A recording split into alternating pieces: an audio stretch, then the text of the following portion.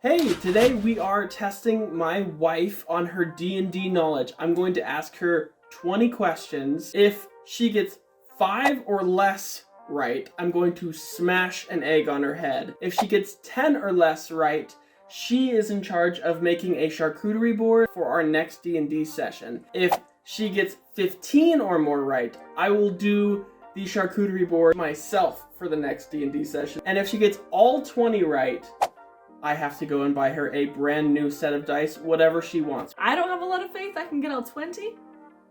Should it be 18? I mean, Let's go with 18. Gosh, I'm a lenient DM. Never say that I'm not. he is. So most D&D races have a melee reach of 5 feet. What amount of reach does a bugbear have?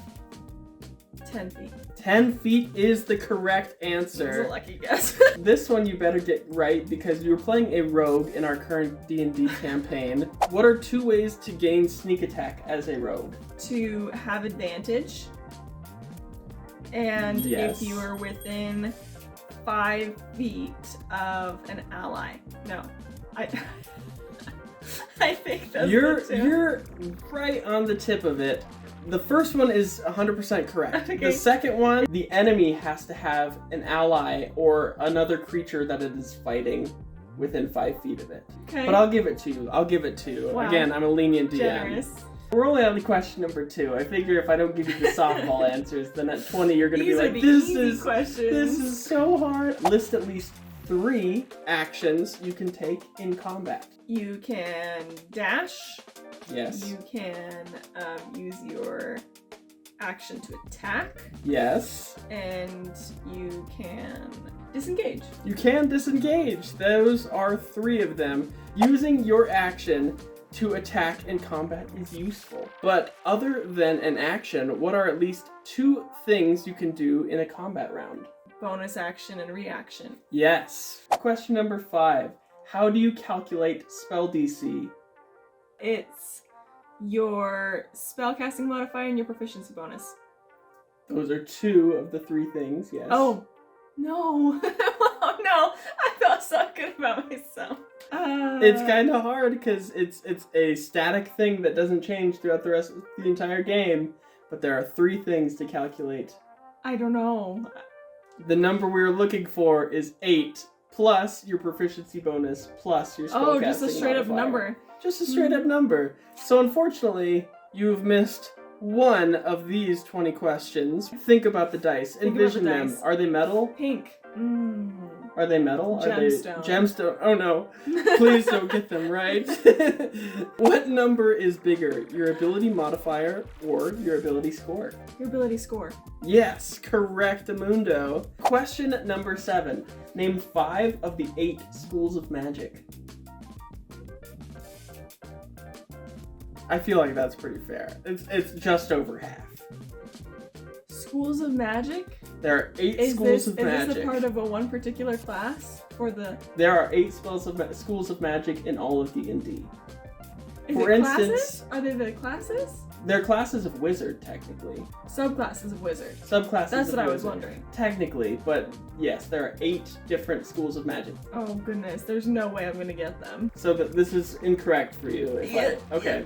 Abjuration, conjuration, divination, evocation, illusion, necromancy, You're struggling transmutation, with and this one. restoration. I got all 8 though, and I asked you for 5. If one of your party members is at or below 0 hit points and you don't have any health potions or healing spells that you can cast on them, what is something that you can do for that character? Make a medicine check. That is correct! Yay! What stat is the ability medicine based off of? Oh. Wisdom or intelligence. But my gut is telling me intelligence because, first of all, I just think that's logical. And second of all, I feel like Litzy, who is super high intelligence, had a good medicine. Is that your final answer? Intelligence is correct. All around me are familiar faces. What are all 13 of the classes in D&D? All 13. All 13 official classes in D&D. Fighter. How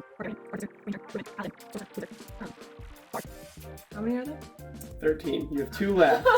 Oh no. You did so much better than I thought. I'm tempted to give you the point anyway, but I think you can do it. Cleric. Cleric. Oh my gosh. Only 1 left. We've had one of these at the table, which is why I'm very shocked. I said druid. You did not say druid. I didn't say druid? You did Ah! Oh my gosh. There you are, all 13. I swear that one went through my head. I just You're didn't like say it druid, out loud. meh. Kate's favorite class, meh. What happens if you roll a natural 1, and what happens if you roll a natural 20 on a death saving throw? So natural 1 first. means 2 failed death saves. 2 fails, yes. And natural 20 means stabilized. And? More than stabilized? More than stabilized. So stabilized would be at 0 hit points. Oh, right. So it's stabilized, and I know you have some hit points with it. Feel free to take a stab 1. in the dark. It is 1 hit point! I've been in that situation before, so I should remember that. Name 3 classes that use charisma for their spellcasting modifier. There are 4. I know it's not artificer. It is not artificer. Bard. Bard is 1. Sorcerer. Sorcerer is another. You have 1 left. Oh my gosh. So, not warlock. Wait, maybe warlock. Because Marissa's a warlock. And I think we've talked about that. So, I'm going to say warlock. Is that your final answer? Yeah! That is correct!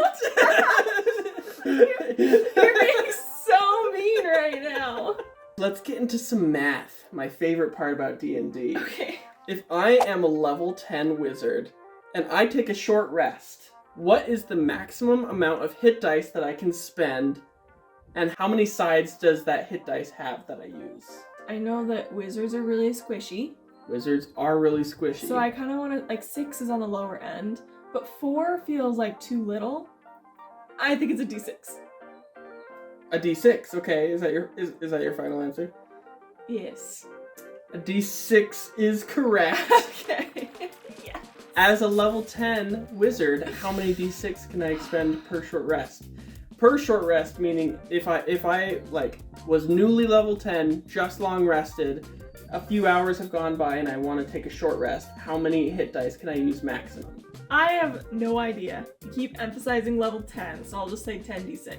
It is indeed 10d6. You get 1 hit dice per level that you can expend on a short rest.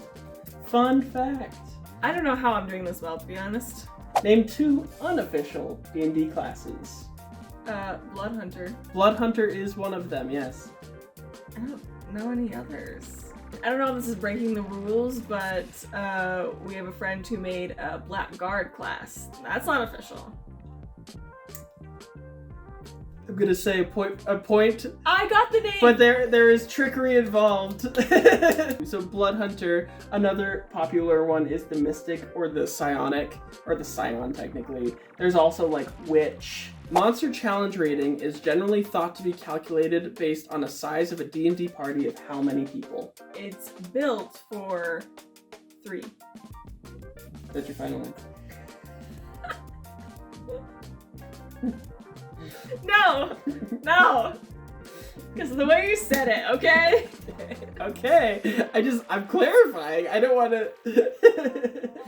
4. 4 is correct. Question number 16.